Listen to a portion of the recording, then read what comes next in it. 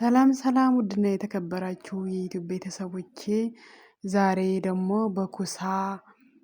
ኩሳ መሼ ወይም ደግሞ ሩዝ ከውስጥ አድርገን ሳይሆን ለየት ባለ አሰራር አይታችሁት መኮራችሁት የማታውቁ ምግብ ነው ማሳያችሁ ማለት ነው። ኩሳውን ኮሳ ምን እንደሚባል በኢትዮጵያ በዚህ አጋጣሚ የምታውቁ ካላችሁ ንገሩኝ። ኮሳ ነው የሚባለው። እንግዲህ ያን ያህል በጣም ብዙ ፍሬ ምናምን የለውም ከውስጡ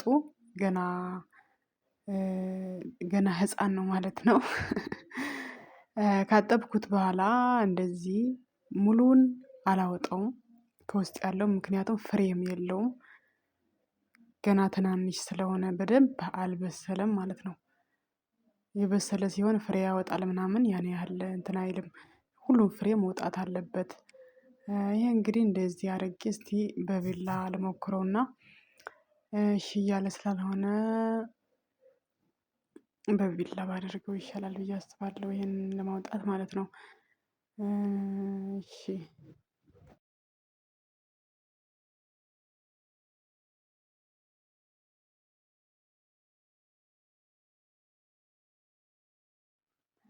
እንግዲህ እንዳያችሁት በዚህ መልኩ ሁሉንም እንደዚህ አድርጌ በቢላ እየጠረብኩኝ ሙሉን ማውጣት አይጠበቅባችሁም። ያውን ቆዳውን ብቻ ይበላ መችስ የሱ ስብ ስለሚያስፈልግ የኮሳው ስብ ስለሚያስፈልግ ሁሉንም ጎርጉራችሁ እንዳታወጡት ማለት ነው። በዚህ መልኩ ሁሉንም እንደዚህ አድርጌ አወጣዋለሁ። አውጥቼ ጨርሰዋለሁ ሙሉን።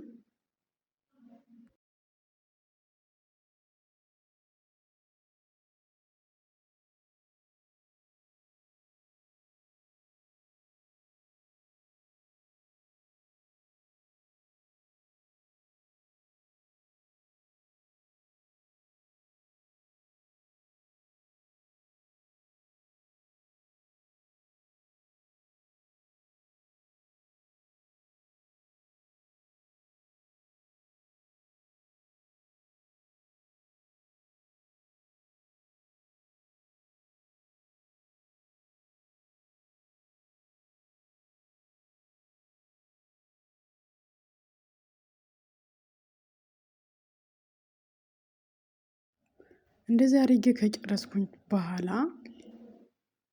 እንደምታዩት እንግዲህ በዚህ መልኩ ጨርሼዋለሁ ሁሉንም ማለት ነው።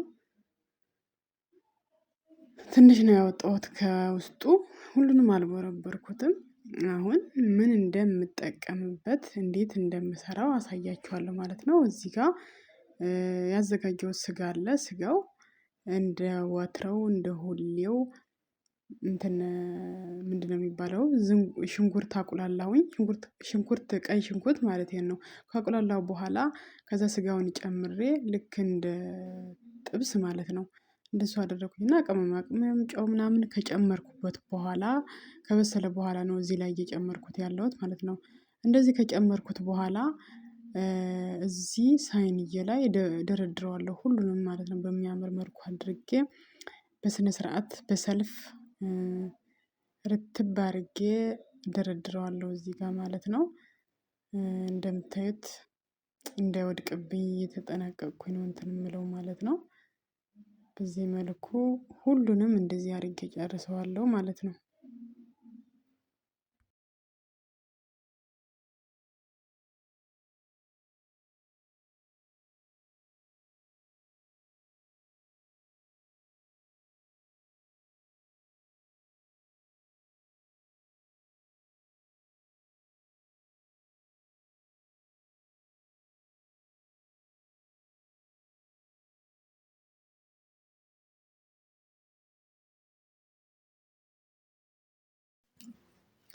እንደምታዩት በጣም ነው የሚያምረው። እውነት እንደዚህ አድርጌ ጨርሼዋለሁ። እንዲሁ ስታዩት ራሱ ያምራል በእውነት ማለት ነው። አሁን እዚህ ጋር ፍሬሽ ክሬም ፍሬሽ ወይም ደግሞ ፍሬሽ ክሬም ይባላል። የኛው ይህን ያህል ስብ ነገር አለው። ውሃ ወተት ምናምን እጨምርበታለሁ። ውሃ ጨምር አደርግበታለሁ በደንብ።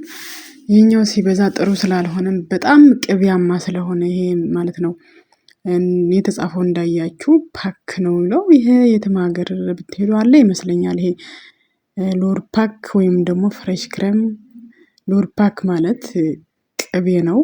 ይህ ደግሞ ፓክ ነው የሚለው እንግዲህ ክሬም ፍሬሽ ይሉታል በአጠቃላይ ማለት ነው። ውሃ ጨመርኩበት ምክንያቱም በጣም ቅባታማ ስለሆነ ውሃ ጨምርበታለሁ ቀጠን አደርገዋለሁ ሞላዋለሁ። ይሄንን ወተት በጎን እጨምራለሁ የዱቄቱ ፓውደሩ ወተት አለ እዚህ ጋር እንደምታዩት ቅመማ ቅመም ጨው ምናምን ጨምሬ እንደምታዩት ላይት ነው ይሄ ቅቤያማ ሳይሆን ደረቅ ወተት ነው ማለት ነው። እንደዚህ ከጨመርኩበት በኋላ ይሄ ማህላቢ ይባላል ወተት ላይ የወተት ግብአት ላይ ብቻ የሚጨመር ቅመም ነው።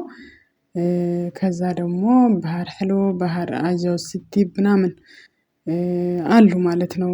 አይደለም እንደሚባል በኢትዮጵያ አላውቅም እንደዚህ አድርጌ በማንኪያ እንትን ከምለው በዚህ በምርትባን አድርጋችሁ ጨፍ ጨፍ ስታደርጉት ቶሎ እንትን ላይ ማለት ባህሪ ያለው ማለት ነው። ከዛ እሱ ላይ ጨመርኩት እንደምታዩት ማለት ነው። ምክንያቱም እንዳልኳችሁ ቅቤያማ ነው በጣም ቅቤያማ ስለሆነ ነው ውሃ በደንብ እየጨመርኩበት ያለሁት ማለት ነው። ያኛው ምግብ ደግሞ ውሃ ስለሚፈልግ ግዴታ ቅቤውን እንዲበዛበት አልፈለኩም። አሁን እንደዚህ ካዘጋጀሁት በኋላ ኮሳው ላይ ጨምረዋለሁ ማለት ነው። እማስልና ከዛ ሙሉውን ላይ አፈስበታለሁ እንደዚህ አድርጌ በደንብ ስጋው ላይም እንዲዳረስ አድርጌ ጨምርበታለሁኝ። እንደዚህ ሁሉም ላይ ከጨመርኩኝ በኋላ እንግዲህ አሳያችኋለሁ ማለት ነው። ምን እንደምጨምርበት ከሱ ላይ ደግሞ አረንቋ አድርጌዋለሁ እንግዲህ እንደተከዘ ውሃ በኋላ ስለሚጠጣው።